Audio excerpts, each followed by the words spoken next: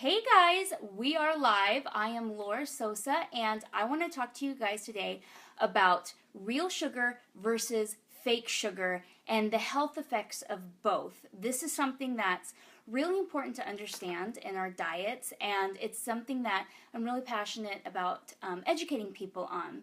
And I am a nutritional therapist. I'm also an online health coach. And this is something that I've done a lot of research on over the past couple years. And so I want to pass that knowledge on to you so that you can understand. So I have this visual board here that I'm going to help you, like break this down because there's so many. And so what I've done is I've picked the top fake sugars really because there's dozens of them, and the top real sugars because there's dozens of them, and the ones that you're going to find that are most common to kind of help you out to see to be on the lookout for in your food. Now, before I get into like the fake sugar versus the real sugar, I'll tell you kind of how I got really into this. I was already studying nutrition. I was already studying my nutritional therapy and really learning about food. And I used to eat English muffins all the time. Every morning for breakfast, I'd have an English muffin with my coffee and something else on the side, probably some fruit. And I just happened to look at the ingredients one day. I had never really paid attention because I just assumed English muffins would be healthy. And I looked at the ingredients, and there was sucralose, which is a fake sugar, in the English muffins. And so when I went to the store later that week, I looked at all of the packages of English muffins, and all of them except for one had fake sugar in them. And this shocked me because normally, I would look for sugar and fake sugar in things like ice cream or juice or yogurt, anything that I would deem sweet. And so the more that I researched it, the more that I realized it was in canned foods like spaghetti sauce and tomato sauce, and it's in breads, and it's in granola, and it's in cereal, and it's in the English muffins and bagels and milk, and all kinds of things have added sugar. And some of it's fake sugar, and some of it is real sugar, but it's highly processed. So I want to break this down for you guys, and I have my notes because it's so much information. It's crazy. So what I'm going to do is I'm going to start with just plain old white sugar. Okay, this is what is most common. This is what we usually buy. We use white sugar to bake. We use white sugar in cooking recipes. This is what is most commonly going to be in a lot of processed foods, and it's just going to be called sugar. It's not going to be called white sugar, or processed sugar. But the reason that it's white is because it has been processed from the sugar cane, and the molasses has been removed from that.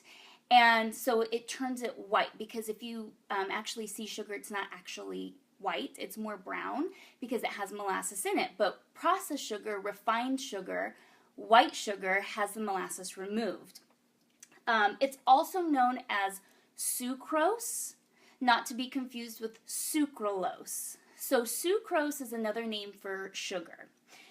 But what I want to do now is show you a fake sugar and talk about that. So a common fake sugar is called acesulfame potassium. Now, you might see this on a food label and not even think that it's a fake sugar because the name doesn't even come close to representing something sweet, right? You don't look at potassium and think, oh, this is probably a fake sugar. But again, it's acesulfame potassium. This is found in sodas, yogurts, gum, frozen desserts, and it has been linked to cancer and other health issues. Another regular sugar that we see a lot of is agave nectar. Now, this is where agave is kind of controversial because depending on what diet you're following, agave can be recommended over every other sugar or sugar additive out there. However, agave is highly processed, and so it's actually not good for you. It comes from the agave root, and it's so processed that it doesn't have as many antioxidants as like honey, but it's just hard because it's one of those things that depends on what side of the fence you're on. But I don't recommend agave because it is so incredibly processed. It's actually not good for you. It's basically just like refined sugar. And if you're on a diet where you're avoiding refined sugar, don't replace the refined sugar with agave.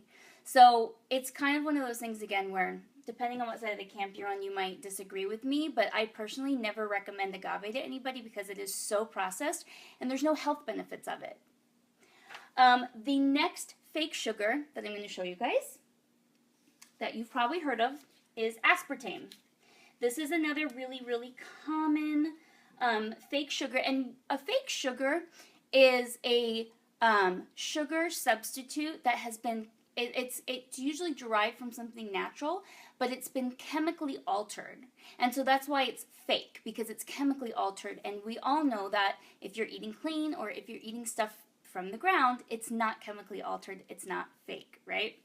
So aspartame is in drinks, it's in medicines. If you look at like Pedialyte and cough drops, sometimes it's in things like Tylenol or ibuprofen to give it that sweet flavor. So anything that's like a cherry flavor or grape flavor or anything like that, the sweetness has to come from somewhere. They're not going to add sugar. They actually put sugar-free on most of these medicines, but it usually has aspartame in them. You can also find it in ice cream and in yogurts. Aspartame in a packaged form is going to be known as Equal, or it's going to be known as NutraSweet, and a lot of people add those to their coffee. So it's just straight fake sugar with a nice, beautiful little label on it, but that's all that it is. Health effects that are associated with aspartame are headaches, cancer, dizziness, and weight gain, amongst a dozen other ones. Those are just the main ones that I pulled out. So if you say you drink coffee every morning with 2 or 3 packets of Equal in each cup that you drink, that's a lot of internal damage that you could be doing to your body. So I would definitely recommend a real sugar. Another real sugar. Now, these real sugars that I'm like pointing out to you, these are ones that I would definitely avoid. These are not ones yet that I would recommend consuming in your diet. So high fructose corn syrup. Okay, now this one again is also very controversial because there came out, I would say it was the late 90s. I'm sure a lot of you remember a whole campaign against high fructose corn syrup. So then all the manufacturers of this high fructose corn syrup came out with a campaign, an advertising campaign, against those people who were against it, saying that they were basically crazy for saying that it was not good for you and it's good for you and all this stuff. High fructose corn syrup is not good for you. Basically, any kind of syrup is not good for you. If it's runny and gooey and it's not honey, it's not good for you. I would just deem it not good for you. It's going to have chemicals in it. It's going to be chemically altered. It's going to have additives. It's going to have all kinds of junk in it that you're not going to want. High fructose corn syrup is found in all kinds of cereals, all kinds of granola, all kinds of juice. It's usually like the second or third ingredient in a lot of them. So if you look at like Life cereal and Kix, and usually cereals like that have high fructose corn syrup in them. It's been known to be linked to type 2 diabetes and metabolic syndrome, so that it lowers your metabolism so that you can't actually, it lowers your energy and it's harder for you to, process those calories throughout the day and everything. So I would definitely stay away from this as well. The next fake sugar that I'm going to talk to you guys about, it's called saccharin. Now this one maybe you haven't heard of as much as you've heard of the other two, but it is still very, very, very common. Another name for this little baby right here, this little fake sugar, is Sweet and Low. How many of you out there comment if you use Sweet and Low on a regular basis, or comment if you use Sweet and Low in the past. Sweet and Low used to have a Congress mandated warning label on it. So Congress used to say that if the manufacturers of Sweet and Low, which isn't just this fake sugar, that there was a warning label that said this can lead to many health risks. So you need to be cautious when consuming it. It's the same kind of label we see on cigarettes, right? So they repealed that in the late 90s, and so now it's not on Sweet and Low anymore because they knew that consumers were going to consume less of it, so they took that label off. But this is just as bad as everything else. It's actually linked to bladder cancer.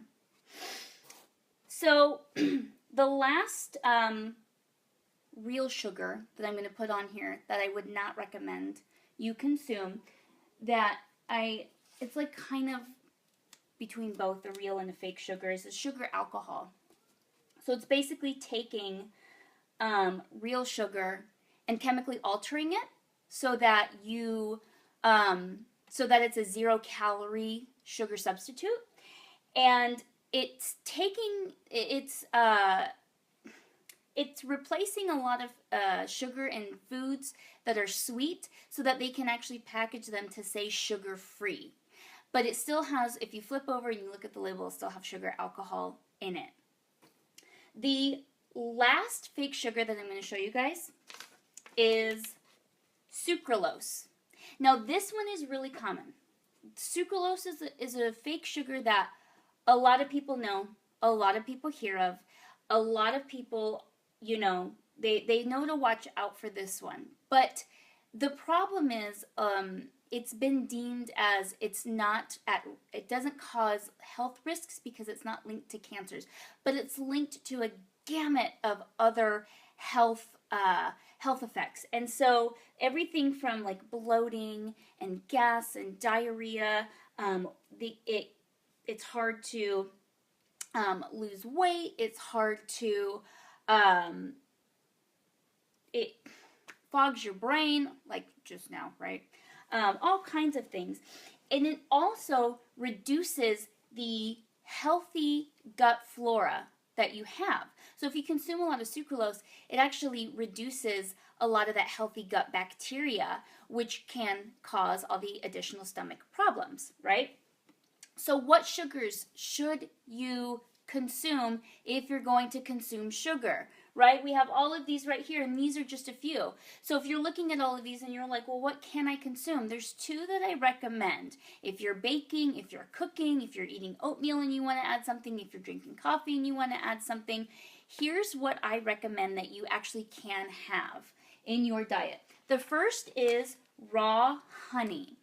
Not just any honey that you buy from any grocery store for, $3 for a little bottle. I'm talking about raw honey. Now, a lot of times you can get raw honey online. You can get raw honey from a farmer's market. You can get raw honey from a local produce store.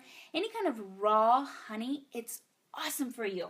I have my notes here. So it has vitamins, it has minerals, it has antioxidants, it has antibacterial properties, it has antifungal properties.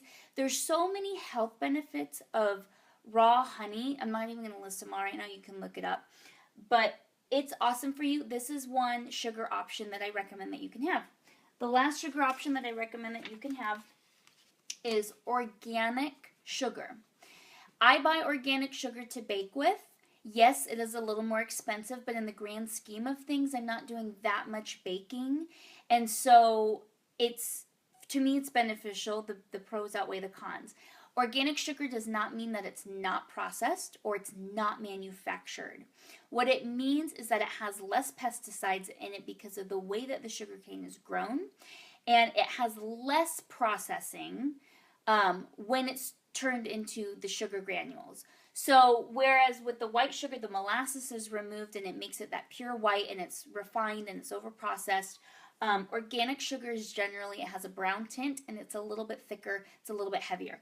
So if you're going to consume sugar, I definitely recommend either raw honey or organic sugar, just to be on the safest side. I know that it's not always possible to not consume sugar.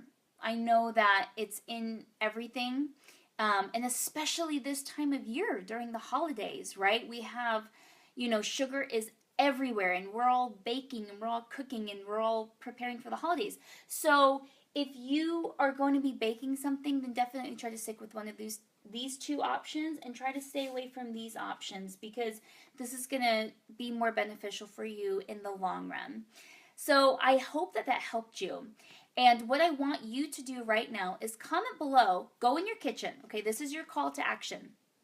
Go in your kitchen and find something that has one of these fake sugars, or maybe one of these three real sugars: the agave nectar, the high fructose corn syrup, or the sugar alcohol. And I say real sugars very loosely because they're not truly real, just to clarify.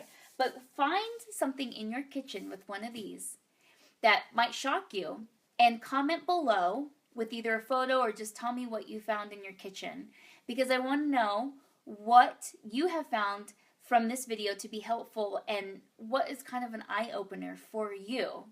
And I also want you to let me know what other food or nutrition or health or organization topics you want me to do live videos about to help guide you on. I hope that you guys all had a great Thanksgiving. I am glad to be back on the live video with you guys, and I will be talking to you all soon. Bye, guys.